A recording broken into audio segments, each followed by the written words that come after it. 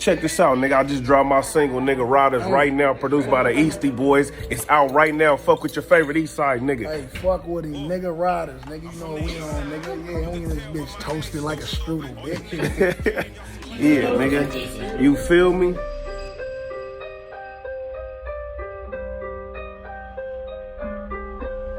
Whoa, I'm from the east side. You can tell by my name, stupid. All you niggas in the game, y'all some lame doofus.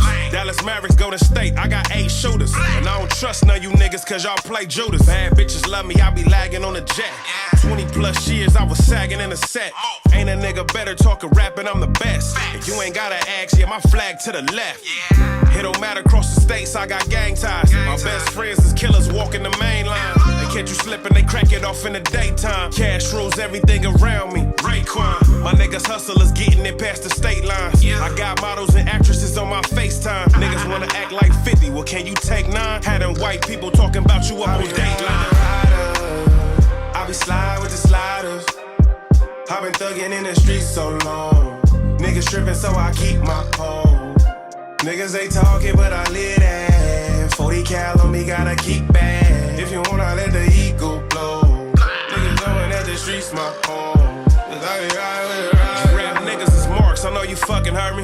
All my niggas gon' ride like the Kentucky Derby. Walk up to your car like in and out, we gon' fucking serve. Hit the passenger, the driver nervous, then he get to swerving. I'm tryna get stupid paid and be dumb rich. But niggas tryna bust your brain for a punk bitch. Yeah, I get it, the bitch fine, she real thick. But if I have to make a call, they gon' come quick. Mama right, she told you you ain't gon' be shit. So live your life, cause you ain't cut out for this street shit. And fuck you niggas if my hood the one you beef with. Put the lemon over the barrel, my niggas squeeze shit. Cool type nigga, but I'm good up in the trenches. Looked up to them niggas that serving a life sentence. Gotta keep a 7, that's for any eyewitness. School of hard knocks, straight A's and great attendance. Ride with the riders, I be slide with the sliders. I've been thugging in the streets so long.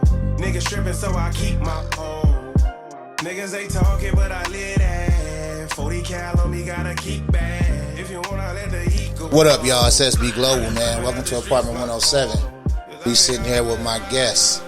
Man, this dude is up and coming and becoming more famous each and every day. I want to welcome Mr. Eastside K Boy to the spot, man. What's up, bro? What's happening? How you doing, fam? Man, I'm good. Appreciate you for having me. What's the word? Man, you seem like you just catching fire right now, man. I mean, it's like every time I look up, you with another celebrity getting another bar. It's been Snoop, J.O. Felony. I mean, how does it feel to, just be so well received by so many factors in the rap game? It's humbling and it's a blessing to be around your idols. You know what I mean? It's kind of like surreal too sometimes that I'm sitting in the same room with them and they respect me the same way I respect them. You know what I mean? So it's just humbling.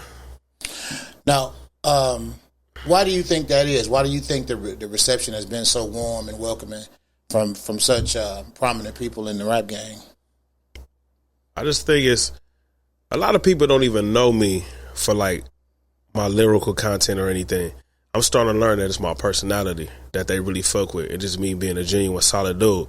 And then the music comes second. Right. Like, so that's what I'm starting to understand. At first I didn't get it though, but I was actually told that by Glasses Malone and Pooh, my manager, that a lot of people just fuck with me.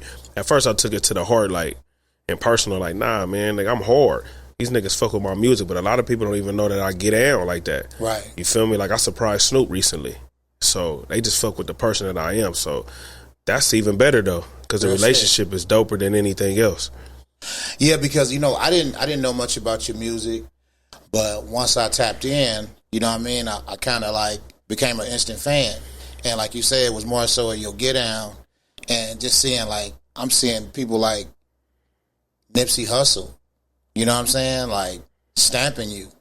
And as far as the streets is concerned, correct me if I'm wrong, but y'all two gangs don't even get along, right? No, we not supposed to, technically. I'm from gangsters, he from neighborhood. Right. Yeah, in the world of Los Angeles, them two don't mix. So, in your opinion, do you think that rap bridges the gaps between the enemies in the streets, or does it kind of,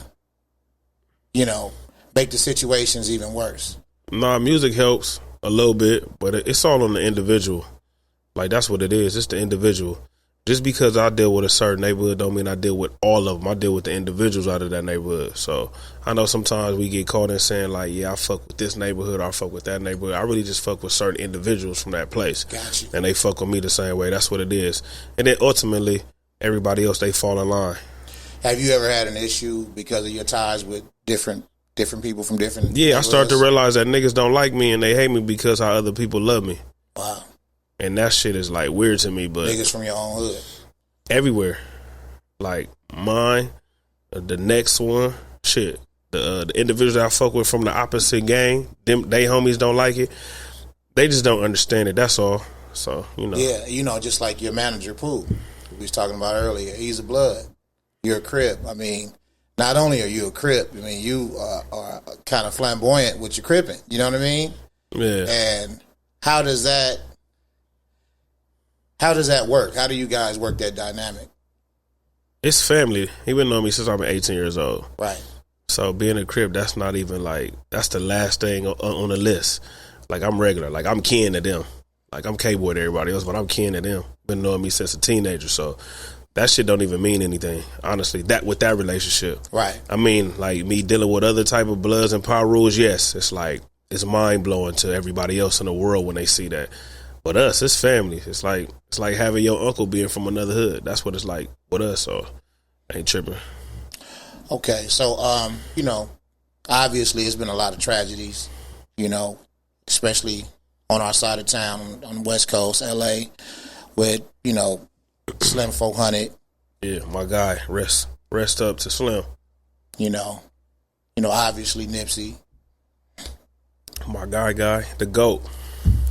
And then even what they would consider a non-affiliate or Draco. civilian, Draco. Yeah. But because of his affiliations For sure. and things he was promoting, things turned out the way they did.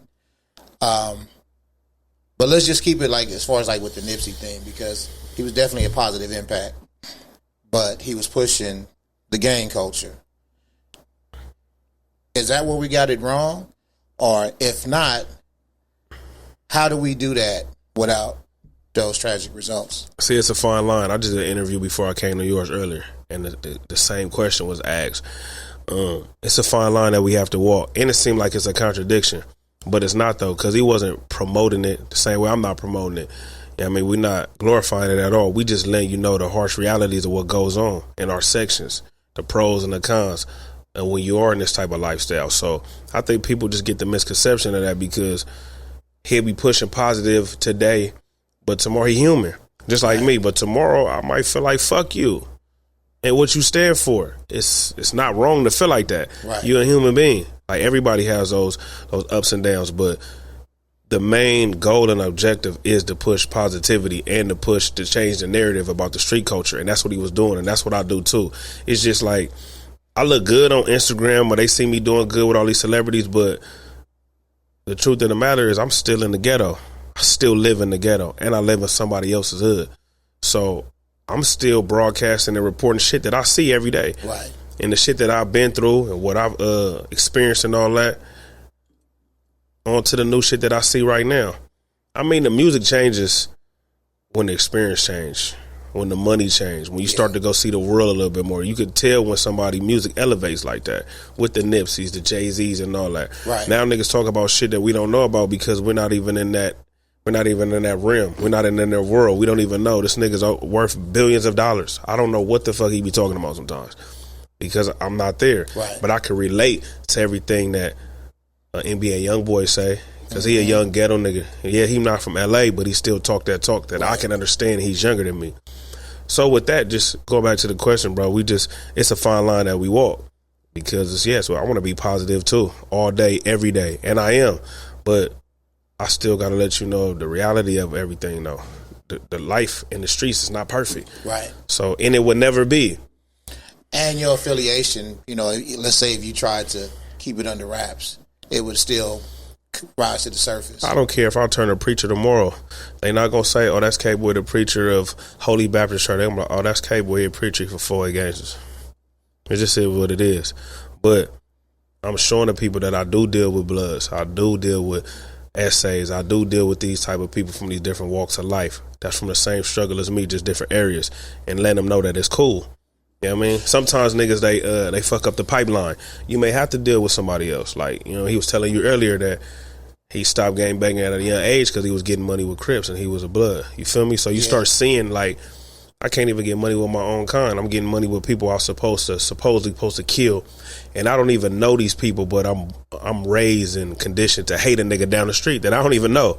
And if I end up meeting that person, they might be the coolest nigga in the world. Absolutely. And I feel like that's how everybody fuck with me, because I'm just a solid individual. And when they get to meet me and talk to me and converse and all that, they be like, oh, okay, this nigga cool. No matter if you're a blood or a Crip. If you had to do over again, would you still be a gangbanger? I think I'll still do it again, because I understand the minds of these people that's in these gangs and why they do the things that they do. So I can't sit up here and tell you about anything if I haven't experienced, haven't went through it. So I feel like, yeah, I'll do it all over again. I'll do it differently, but I'll do it all over again because I can understand it. That's like somebody being a hustler. Like, if you're not a hustler, how you going to tell a hustler nigga how to hustle? And you don't hustle. Right. You got to be in the life. You got to understand why these people do the things that they do. And being a part of it, being a part of the culture, I understand it. Make it make sense. Why do they do what they do? Why do we kill each other? Because we from different sides of the tracks. We wear different colors. We that shit is a mentality anyway, bro. That's a slave mentality. That's tribalism anyway. You can go back to Africa. It's tribalism. You may be from a different tribe that I'm from. It's the same shit. Yeah. You know what I mean? You may be from Ghana and I could be from Zimbabwe. It's the same shit. Got you. It's the same. It's just tribalism. And then it's just like, you know, it's a mentality, slave mentality. And, you know, people came over there and colonized us. So that's all that is, bro. It's a mental thing, realistically. So killing over colors and shit, that shit is weird and dumb to me. I don't think nobody never killed over a color. You know what I mean? I don't think so. I know I didn't start when Crippin' started and Blood started, but I don't think they was killing over a color, bro. That just sounds just like retarded to me. I just feel like niggas was just going through certain shit and had disagreements. And, you know, one thing led to another and killing started. That's all it is. It happens to this day right now. Yeah, I mean, it happens on a bigger scale when you look at the nations, you know. Yeah. They go to war. But as far as them doing what they do, it's let's get deeper than that. It ain't just killing. Like, niggas be needing a sense of family. You know what I mean? Some people don't have the mother or the father in the household. Some people don't even have siblings. They're the only child, and all their friends are doing the same thing. Some people just do shit because, like, my gangbanging was a choice. You know how niggas be like, oh, man, I'm born into this shit. Ain't nobody born into none of that, bro. You could be born in an area, and your family may be doing it, but you still got a choice. You don't have to do it because they did it. You still have a choice. I just chose it. Me and my older brother, we chose it. You know what I mean? It didn't choose us. We chose it. I was dope in sports. Feel me? Yeah. School wasn't hard for me. Right. So, but I chose that. I was intrigued by it. It was cool then. I wasn't worried about nobody killing nobody or none of that. I was just like, I wanted to be on the block every day with niggas who I grew up with, my friends, represent a community where I'm living at. Right. And it's cool. We have a couple of fights here and there a year, but we was more so to my big homies that had all the money, the girls, the cars, they had the drugs. I was intrigued by the lifestyle. You feel me? That. But majority of the shit, man, we just be lost. We just be misguided. And that's why we be with each other. We be with the same niggas who got the same mentality as us. So I just be feeling that's how the gang start. And it's not going to change. Do you think you said it's not going to change? I was just about to ask you, do you think it could ever come to a place to where it's not so senseless? You know what I mean? I think it could come to that, but it take more than just me. Absolutely. It got to take more than just Nip and other people that was pushing that. It got to take more than just us. I'm only one person. Yes, sir. You know what I mean? So I can't do it all. And I'm probably only going to be able to save a handful anyway, because a lot of people are not going to listen. You feel me? So it's not a wonder why Nip, gave it up to you. I mean, was you and him having these kind of conversations? Like, yeah, we was real friends. We was real close. So yeah, we picked each other's brain a lot. His business savvy was just way ahead of mine. Right. Like, he was ahead of his time when it came to that. And, you know, he's a real African, so his mentality was different anyway. Right. So he thought different. His upbringing was different. Yeah, he was from 60s and all that, but his upbringing just by his family and their culture. And like how he told people on the interview, like when he went back home, he really had to see what was going on. Mm-hmm. What What is your goal, man, with your rap journey? Man, I just really just want to just be great. I want to leave my mark on this industry, show people about my section, the low bottom east side. I just want to just be mentioned amongst the elite, the great people that can really do rap music and really came from a place in their section that was fucked up, but they made it out and they showed people that you can make it out. That's really my goal, and change the narrative, like I said, of the street shit. And everybody not gonna rap. You feel me? I understand that everybody not gonna rap, everybody not gonna play ball. I push the 9 to 5, doctor, lawyers, you know what I mean? Computer techs, we need more of that, but you feel me? I just really just want to be great, bro. I just want to go down as one of the greatest to ever do it, and to leave my mark musically. But this is like a stepping stone to be in movies and have more businesses, and you know, having that financial stability for my children's children. You know. Yes, sir. Now you said that you know what attracted you to the gang culture. What was the influence to get into rap to begin with? My mother's baby brother, my uncle, he was killed when I was 12, but he was actually rapping. His name was Ray Ray. Called him Ray Mac. So he was actually rapping. He taught me how to write 16s and all that. And I was just intrigued to see him just put music together at a young age like that, and it sound dope. I think my mom said that he got, I don't know what day, but just say if he got killed on Friday or Saturday, he was supposed to have a meeting. I don't think with Warren G, somebody of that magnitude, but he never made it. But he was my biggest influence besides, you know, like the Snoop Dogg, Ice Cubes, Corrupt, shit like that. The people that I look up to, like, he was my big influence. I think without him, I'd probably just still be trying to play sports. What sport were you playing? I played both, but I was real dope in football. I played Football DB. And basketball? Yeah. DB, okay. Yeah. All right, you kind of thick, man. You look like a running back, low-key. Oh, man. Like how we was talking earlier, man, this is just, you know, just coming of age, man, you get thick, man. Your metabolism slow down, man. Don't I know it? You feel me? What year were you born, bro? Oh, you trying to tell my age, man, in front of everybody? I'm a young nigga, man. I think I was born in like 95. Okay. No, I'm an 80s baby for sure. All right. Well, you look like a youngster. I was like, you must be born in the 90s, but okay. No, I'm an 80s baby for sure. Okay, well, keep it baby face then, pimp. Yeah, I'm an 80s baby for sure. All right. So who would you like to work with that you haven't worked with yet? It's crazy because I be around these dudes, but I never did nothing musically with them. Like, I still want to do shit with Dog. Man, everybody want to get on a record with Hov. Yeah. You know what I mean? Who else I want to work with that I haven't? There's a lot of people that I haven't, but Hov, Dog, Dre. My idols. I had the opportunity to work with Dre. You know what I mean? Well, he actually engineered me. So that was a dope experience. So that's what already. What song is that? So you know, Dre just work on a lot of music. It may never come out. Yeah. But he's just a he's a perfectionist. So it was around the time when the NWA movie was being created and the soundtrack was. We were just pitching ideas and all that. So I happened to come in the studio. I was invited by a producer over there that signed. His name Focus. And Dre was just a real cool dude, real nigga. Like, what's up with you, nigga? I'm like, what's up? He like, what you do, nigga? You rap? You sing? What you do? You write? I'm like, yeah, I rap. Like, and I'm never starstruck, but in my head, I'm like, nigga, this is Dr. Dre. But I kept it cool. Like, yeah, I rap. Yeah, I do something. But in my head, I'm like, this Doc. He like, well, nigga, come on. This is how he talking. He real cool. Come on, nigga. And I'm thinking that he gonna have one of his engineers come in and we gonna do what we do. I'm a rap. I'm a write. Nah, I stood right next to him. He sat right there on that big ass board with the SSL board right there. Gave me them Dre B headphones. Had the Sony mic, the best mic in the industry. And he like, oh, all right, rap it. And I'm looking like, but you? He like, yeah. And you know, and this is when I knew that I found out he was a perfectionist. He made me say the word shit about 100 times. In my head, I'm like, I'm saying it the way he want me to say it. But right. He heard something different. And he wanted to get what he wanted to get what he heard. Yeah. And I tell everybody that story, I say, if it was any other individual engineer, I'd be like, nigga, cuz, you got me fucked up. Nigga, that shit sound dope. Nigga, go on to the next line. But since it was the good doctor, I kept saying it. And kept saying it, kept asking him like this?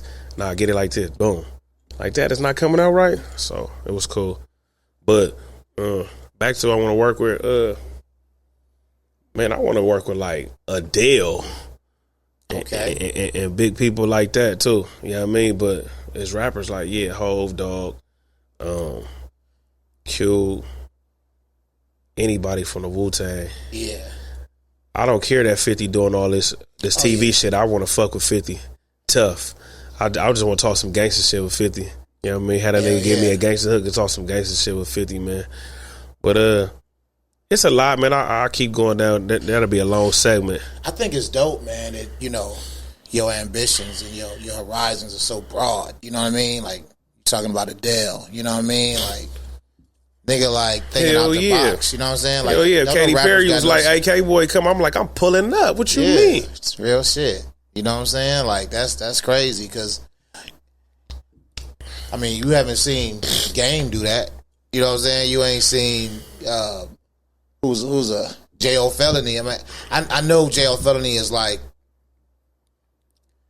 you know, he's a well-known artist to us and all that, but you know what I'm saying? But and he got big, but you talking about taking Crip Street, Crip Hop, you know what I'm saying, to heights that it hasn't even reached. You know what I mean? Sure, yeah. I mean, I guess Snoop did do with Michael Jackson though, huh? Yeah, you remember that? Yeah, Snoop is the biggest No, Snoop rapper. passed up Michael Jackson. Yeah, Snoop is the biggest Snoop artist. passed up Michael Jackson. Snoop is the biggest rapper ever in life. How big is that to pass up Michael Jackson? Yeah. I know that's something he regret forever. Yeah, man. I don't know why he did that. I would have worked with Mike, Prince, all of them. Biggie worked with Mike. So then you said Wu-Tang. Yeah. So you a fan of East Coast rap? Yeah, man. I actually got a freestyle I'm gonna drop real soon to the Wu-Tang Triumph beat. I did a video too. I went crazy, showing niggas I can really rap and I can keep up with these niggas. But in the young community of rappers, who do you like and who would you like to work with? Man, I honestly like a lot of them dudes. Like Kalen for real, that's little bro. I did something with him. He dope. One Take Jake is dope. Jeezy is dope. Who else? What other young dudes? Somebody people might not know. That you know or heard of. Damn. A lot of these young dudes be known though. The younger cats is cracking right now. They Instagram, TikTok famous quick. Yeah, the younger cats is crazy. I'm trying to figure out who else is dope, even on different walks of life. Trying to figure out. My sons put me on this dude. He a white kid from Detroit. I don't even want to say his name wrong, but I love to mess with him. Before I deal with any Detroit rapper, I want to fuck with that young nigga. It's something, I don't know if it's Atron or something. Like, I don't know. He a white boy, but he hard. Okay. He hard. I gotta ask my sons. I hate saying people wrong name, but their name wrong. But my sons put me up on him. So how long exactly have you been on this journey of hip hop? Professionally, since I've been 18. Wow. So you are in it to win it, because it's a lot of us. I was one who jumped in, and like after a while, like, man, this shit ain't moving fast enough, and you know, you give up. Bro, I feel like, so I wish my brother was here, man. Both of my brothers, my biological brother that I lost, we'll talk about, but even Nip, like he say this one of the interviews, I think with Big Boy, when he was like, I went through every emotion you can imagine. He say he went through it. I know I've been through the same emotion. The defining thing about me and him and what he say is he just never gave up. I never gave up, so I know the reward is gonna be like super big. I never gave up. I may have stopped. I may have took hiatus. I may have say like I'm cool on it for right now, but I never gave up. And it's never too late. I push that a lot. I got a song called Never Too Late. I don't know when I'm gonna drop it, but Pooh loves it. But it's basically it's just talking about like it's never too late. I'm looking at all these cats right now. It's a lot of older cats in the industry. Look, it took Nas to be 50 plus to get his first Grammy. You feel me? I do. So it's never too late. You got to keep going. Anything you do in life, it's not just music. It's never too late to go back to school to get your medical degree, your doctorate, your master's, your bachelor's. Never too late. It just depends on the individual and the consistency and the discipline that you have. So, yeah, man, I ain't quit. Yeah. Can't lie. Nigga be want to sometimes. Like, man, Yeah. fuck it. This ain't for me. I'm going to do some other shit. But it's like, nah, that's where my heart is. It's my passion. Just can't give up. And it's, you know, it has to feel good, man, to see you finally being appreciated, finally being acknowledged, finally being received in the circles that, you know, that you deserve to be in. It is, too. And it's also like, I still got a lot of more work to do. Because I feel like I'm not where I want to be. Still. Right now. Still feel behind. Yep. But you so far ahead.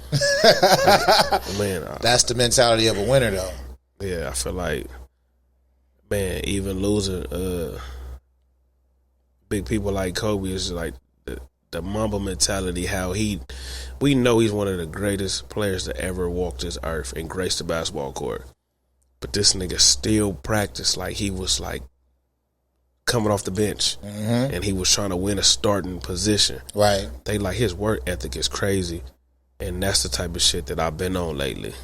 The work ethic. I don't care how tired I am. I don't care how much my girl complain about me being gone all day and all night. She understands I got a goal to accomplish, and I have to accomplish it. So I just been going hard, bro. And I know that to get to where I want to go, it's consistency. And a lot of motherfucking hard work and hours. Yeah.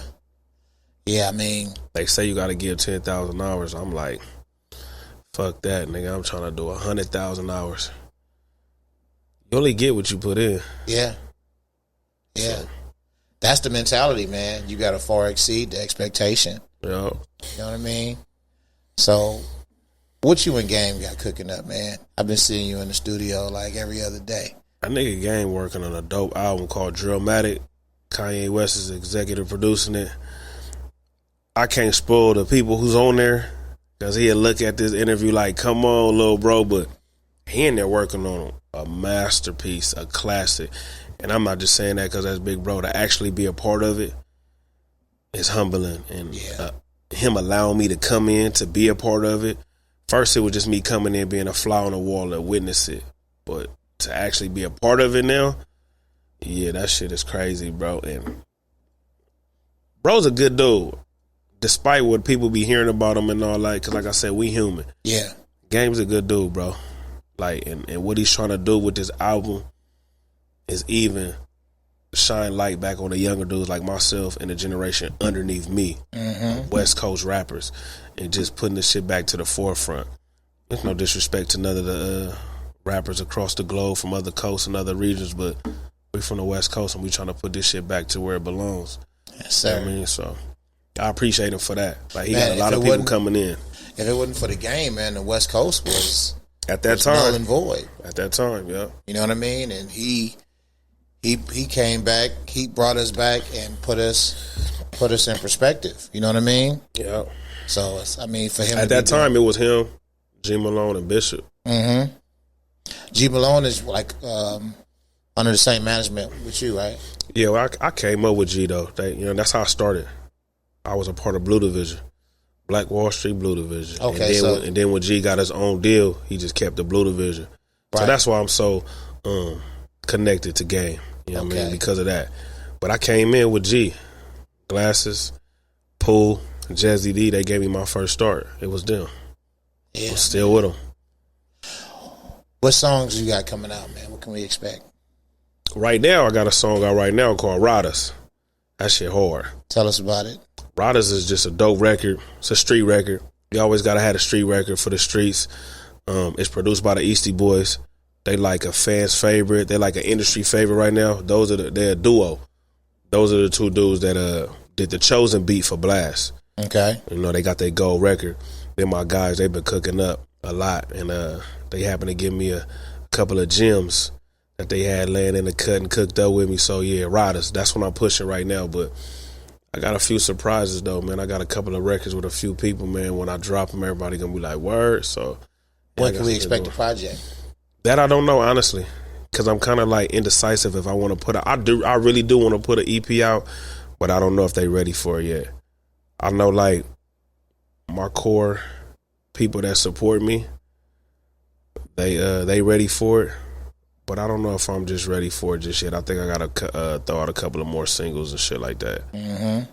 just to get them ready, get the world ready, see what I got in store for them. But right now, we pushing riders. That's right. Pushing riders. Man, would it be cool if I open up the show with riders? Oh, yeah, most definitely. Okay. I would appreciate it, yeah. Yes, sir. Yeah, that's what we're going to do. Man, it's to be in the game for a minute, a student, learn the ins and outs of it.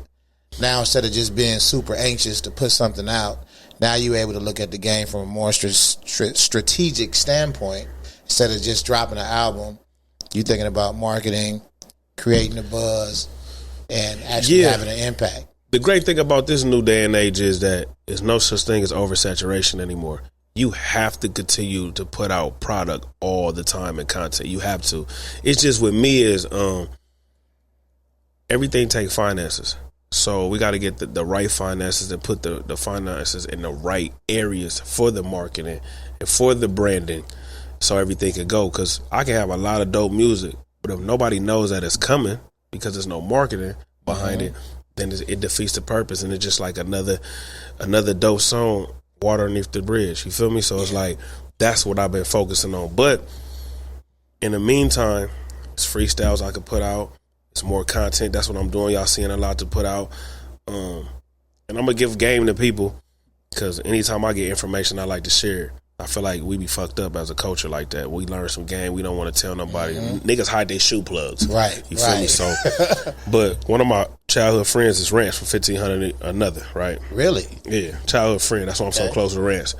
I went to go see him at his academy one day, and I was just making fun of him because I looked at his Instagram and I was like, cuz, why did you post like 9 fucking videos in a row, bro? That's stupid. He like, really, huh? Said, it's funny you say that. Gary V, the intelligent white dude that got a lot of game and knowledge and is very tech savvy, had a meeting with him and told him, if you're not dropping 25 videos a day on each of your platforms, you're not doing enough. And don't talk to him about content. How are you talking about you putting out content and you're not doing that? See, we're programmed to think that, okay, I'm going to post this picture of game on Monday. I'm going to say this picture that I got with Dom Kennedy on Wednesday. Right. I'm going to say this shit with Snoop on Friday. We think it was spreading it out when it's like, no, you got to, this is where the algorithm comes in at. See, it's hard to explain algorithm because it's a computer term. Even if you look up the definition right now, you're still not going to get it because it's a computer term. Right. But what I am learning that the algorithm knows everything. It knows your voice. It knows your demographic. It knows where your music is going. It knows the sounds because it's computer. So the less you put out, you're not going to hit the algorithm. So you have to. So yeah, I might put out 10 songs within a month and a half. Niggas like, bro, you didn't let one of the songs even catch fire. They are going to catch fire. We just don't know which one it is. But we have to do that so the algorithm can catch me. So once you start catching the algorithm, it's inevitable. Yeah. Like you just gonna go crazy. But right now, spreading it out like that, that's why a lot of artists, because even me, I'm thinking spread it out like that, like, nah, we got to give it, that's the old days. Give a fucking 90-day campaign before nobody even cares. Niggas that we never heard of will drop a song today and get 500,000 views in 2 weeks. It's the content. Yeah. You know what I mean? It's the algorithm. Whatever they doing is already in that algorithm. So when they put it out, it just hit it automatically. You know when I realized that? When Beyonce dropped her digital album.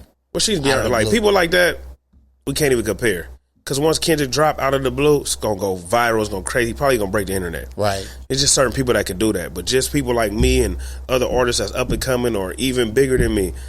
Look at Kanye. He got to drop Donda. He's working on Donda 2.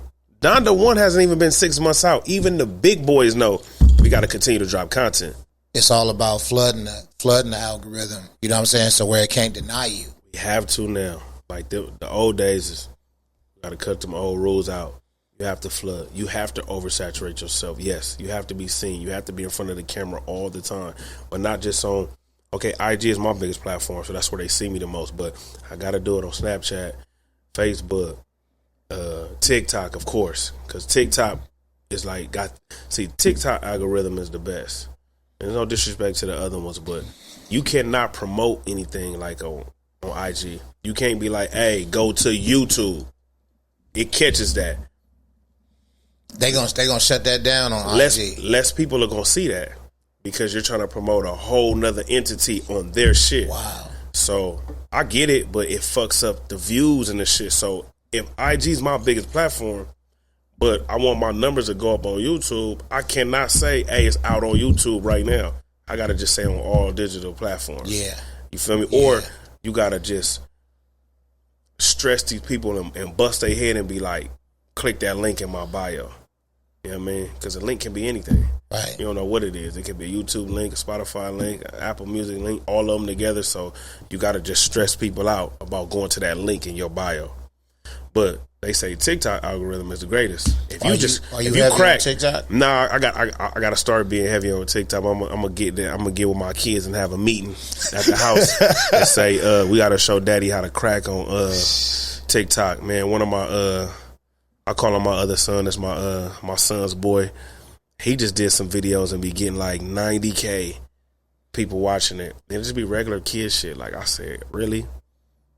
I don't understand TikTok. I gotta get it, man. But the algorithm is dope because like certain videos I got like, you know, it's small compared to these kids, but it'd be like 2,000, 3,000 views. But I'll be like, I'm not even doing nothing like that. So it's just, and it's a lot to do with hashtagging. I know a lot of people that's big don't like the hashtag. They feel like, that's little nigga shit. No, that's how you, because some people just research and search hashtags. Right. Some people get on any type of platform and just click the hashtags that they like. How we may click certain shit or we go to the Explorer page, they go to the hashtag and they click the hashtag. So you have to sometimes. I want to switch reels real quick. You said earlier that we would get into talking about your brother. Yeah. He passed away? Yeah, he was killed November 10th, 2017. Yeah. Was it gang related? Yeah. We from the same hood. So he actually died in my neighborhood. How did that play out? What happened? I wasn't there. What did you hear? Just got a call. Your brother got hit. You need to come to the set right now. I went to the set. Yellow tape up. Yellow tape does not necessarily mean somebody's dead. It just means it's a crime scene. Right. And I just see the white sheet. I just see the white tent. So I'm like, okay, cool. So he was on his way to the hospital, but he didn't make it. I mean, going through surgery, he didn't make it. So that's what really stopped me from rapping when I did take a break. I felt like I wanted to do it no more. That was my right and my left hand. Starsky and Hutch, Cheech and Chong. He's your older brother? Snoop and Dre, yep. Year older than me. And then like a week or two later, he lost his daddy.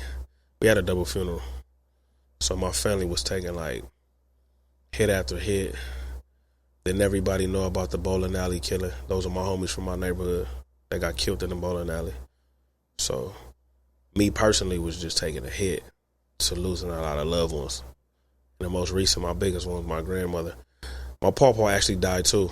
He got sick, COVID, pneumonia, passed away in Michigan.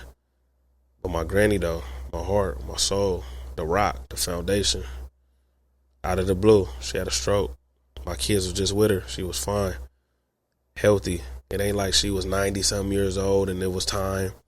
Healthy, 72 years old, healthy, cool, still driving, still would drive from Vegas to California like that healthy. It's just complications. She had a stroke. We thought she was going to come back from it. She started talking again. My mom was excited, said we're going to bring her grandma home. But when they brought her home, it was hospice. I'm familiar with that because I had a job before in home care. So I understand how that go. Right. So, you know, you don't got no time. We went to go see her. That was the time for us to go see her, hear our voices, hear my kids' voices, hold her hand. 2 days later, my mama called me and told me she was gone. It just made a year. So it's been rough. It's been rough on me, but I know it's been rough on my mom. So I got to be strong for her. And me not living in the same state as her, I know, you know what I mean? We try to stay as connected as possible. So, yeah, man, people just handle these situations differently. Music is my therapy. Being around my family that I created with my girl, with my children. It keeps me on my feet, you know. So. Are you married? Nah, not yet. But you will be eventually. She deserves it. You feel me? How long y'all been together? Man, a long time. It got to be over 18 years. All your kids by her? Every single one of them. That's what's up. So, you know, she deserves it. She's really like a big piece of what I got going on. Yeah, because you couldn't do this without her support. Nah, you can't do it. You got to have a backbone. But, you know, if I could be honest, you know, niggas, we fuck up a lot. I put her through a lot. Still put her through a lot sometimes, you feel me? Yeah. But women be so strong and so loving. Don't they though? So I gotta salute her and commend her for still staying when I do the most dumbest shit you could think of. She knew that the popularity would come with some dumb shit. I've been popular before music.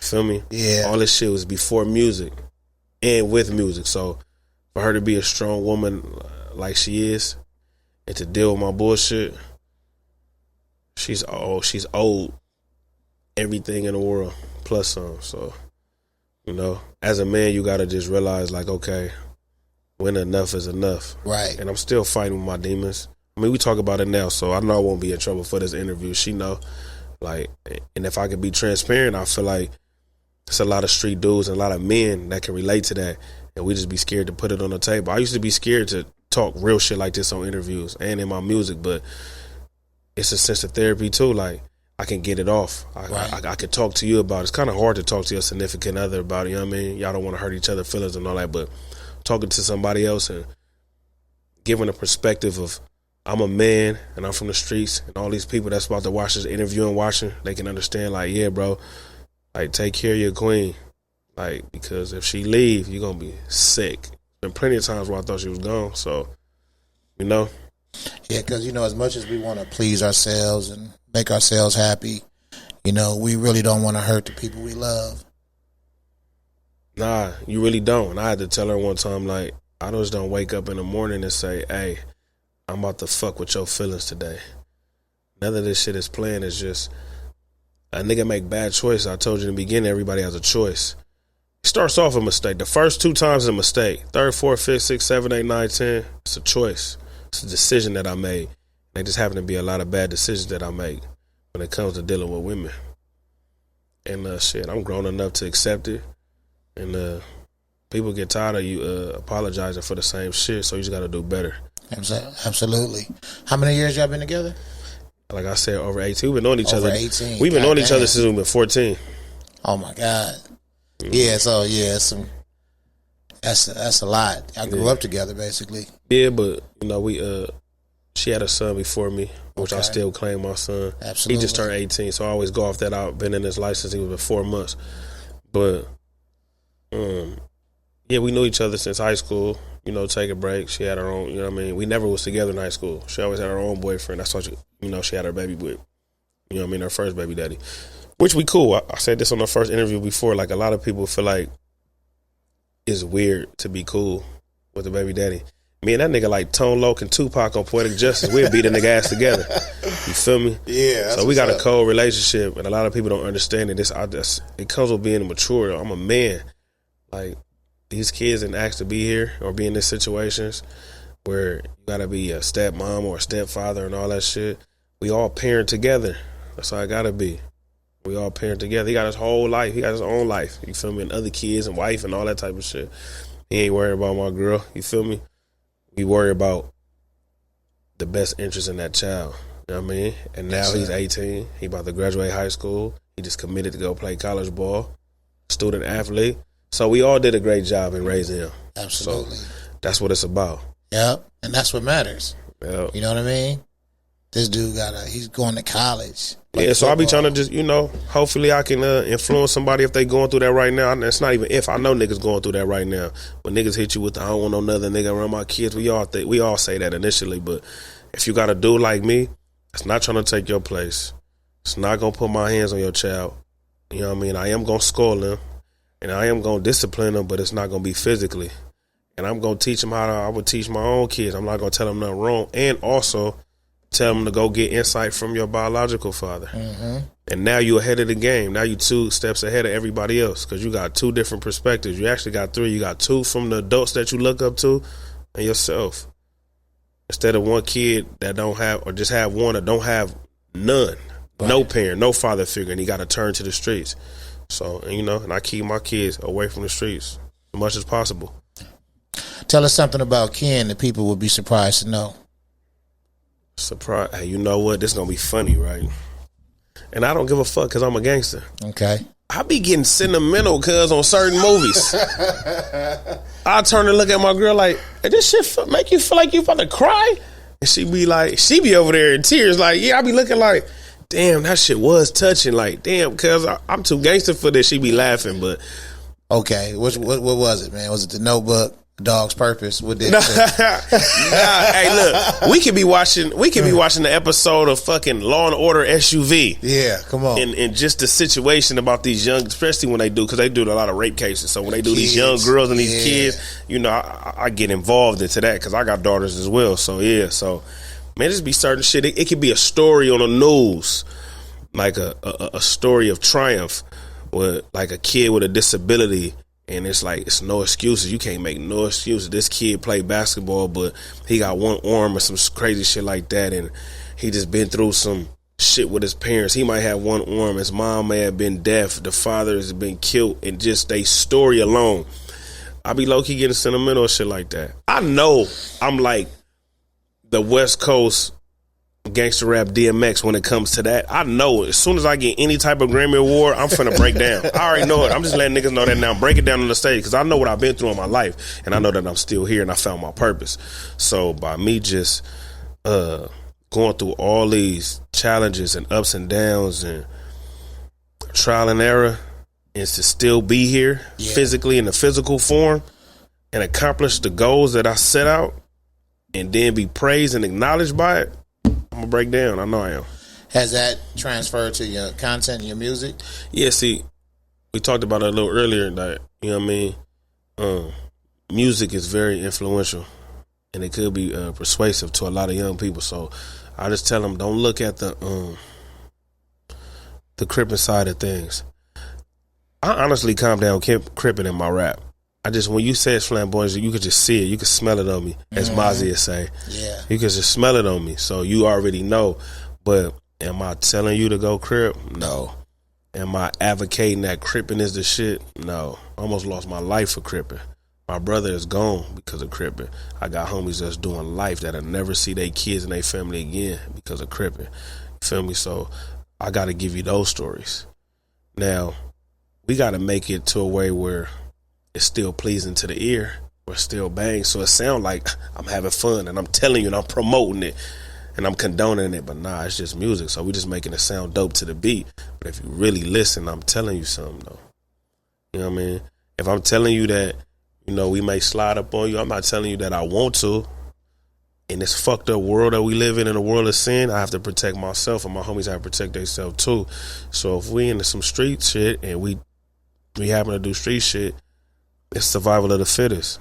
But that's with anything. That's even in the corporate world. The corporate world is more dangerous and treacherous than the streets. Right. So it's like that shit like go hand in hand. So nah, man, it's pros and cons to everything. It's a positive and a negative. You need both. If you don't have a positive and negative on your battery, your car ain't gonna start. Right. It's a balance. So you just have to balance everything out. Too much of anything is bad for you. So when you balance it out, it's cool. Everybody tell me I'm on my new journey of not eating meat no more, right? So I still gotta do other things to intake protein. You feel me? But I'm half pescatarian, half vegan because I don't really eat fish every day. But that's the only meat that I would consume is fish. And but then when I don't eat that, I don't eat enough protein because I'm just eating salads and shit. So you gotta have a balance. So I just look at life like that. You gotta have a balance. How has that worked out? How do you feel? It's actually cool. I feel better. Like at first I thought I was going to be like in trouble because there's certain shit that I love, like chicken, oxtails and shit like that. Yeah. But what made you choose that route? Bro, despite losing people to the streets, nigga, you lose people from health issues. Yep. And you just don't never know. And the way that they doing shit to the food now, it's crazy. And then when you watch these documentaries like What the Health and other shit, you be like, it make you just want to eat grass. Cause you're like, wow, that's what they doing to these animals. And I ain't gonna get into that, but that is a whole nother conversation. We ain't supposed to even eat meat anyway, technically, realistically, as humans. We not carnivores. We're made to seem like we don't even have the fucking canines. That's why meat don't digest as fast. Yeah. Then the Bible said let the seed and the fruit, stuff like that be meat for you. Come on. So we only do what we taught, bro. We only do what we taught. I want to go back to something you said when you was talking about and you see people that's like handicapped or being mistreated, how that affects you, makes you, emotionally affected. Do you remember when it was a young man that had some red on at the car wash? He was a mentally challenged kid. This was off of Slauson. And dude from 60s shot him, killed him. He was there with his mom. This was like 2014, 15. Damn, I don't remember that. The only story I remember was something that was similar to that was like with the police. Okay. Beating up the mentally challenged dude. Right, I remember that. I remember that, but I don't remember that story though. Okay.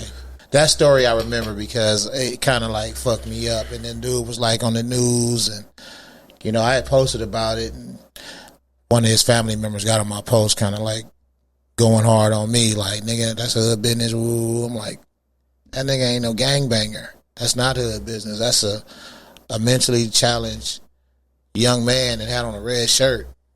And this nigga killed him. Because he didn't take his shirt off. He's not even really able to connect with you.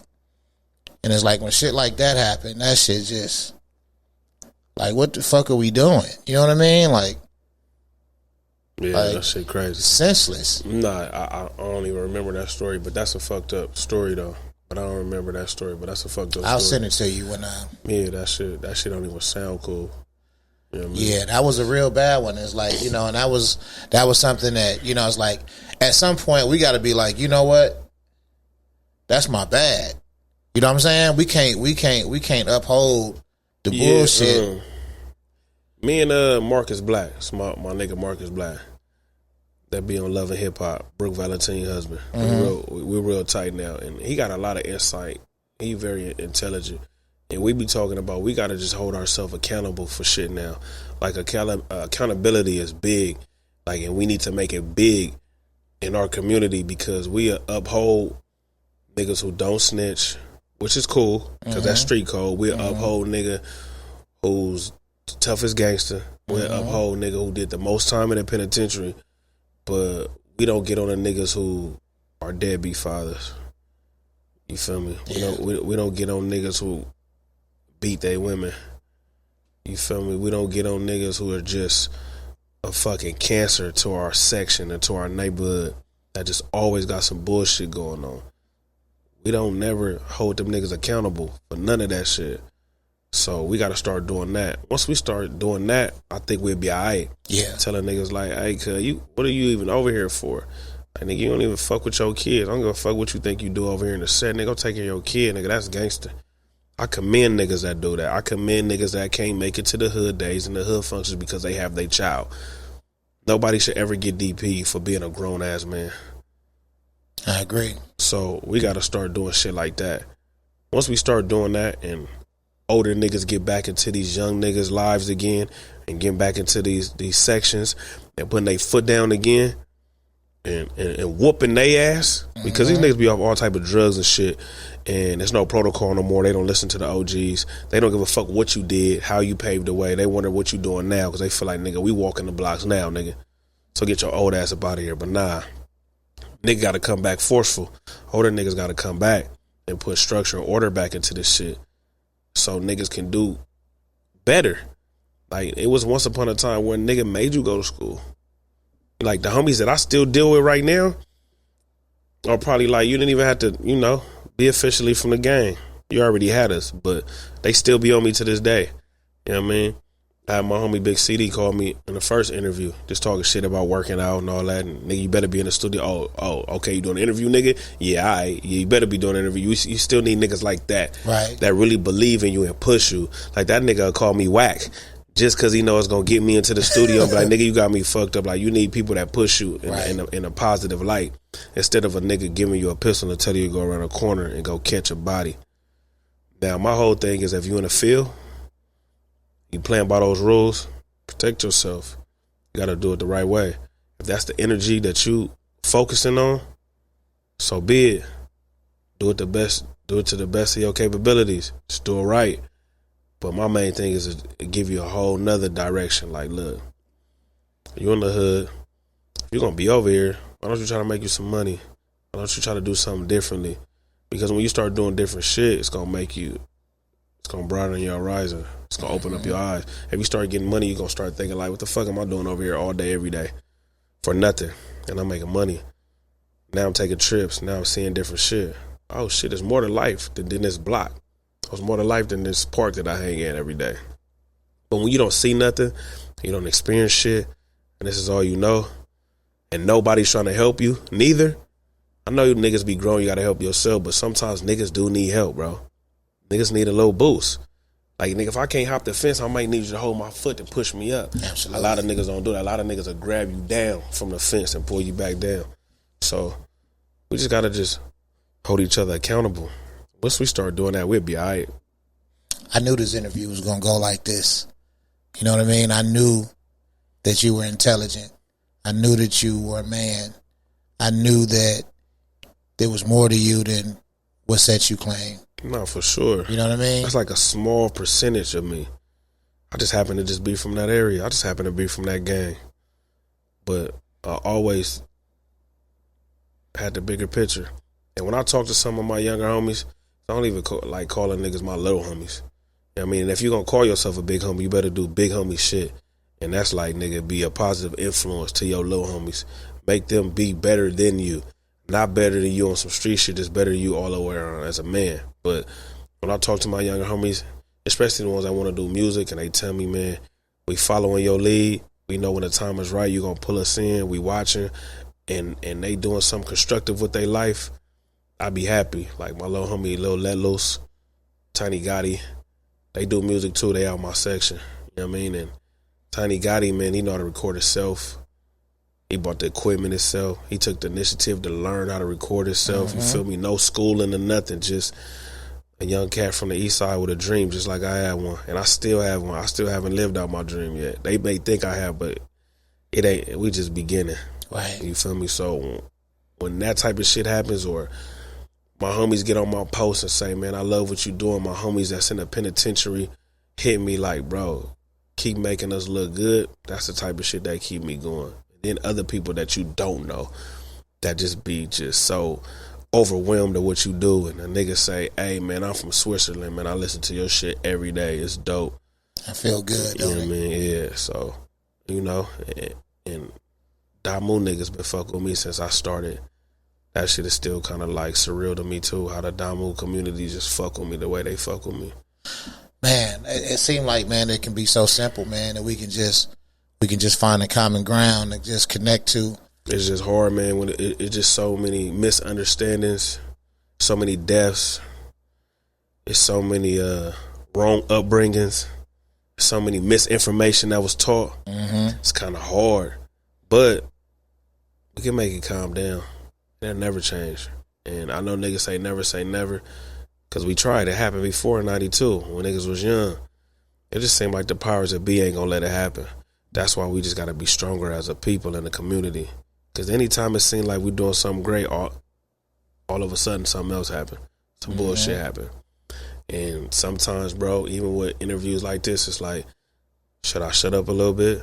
Because it seems like when you too smart or you share too much knowledge, here they come.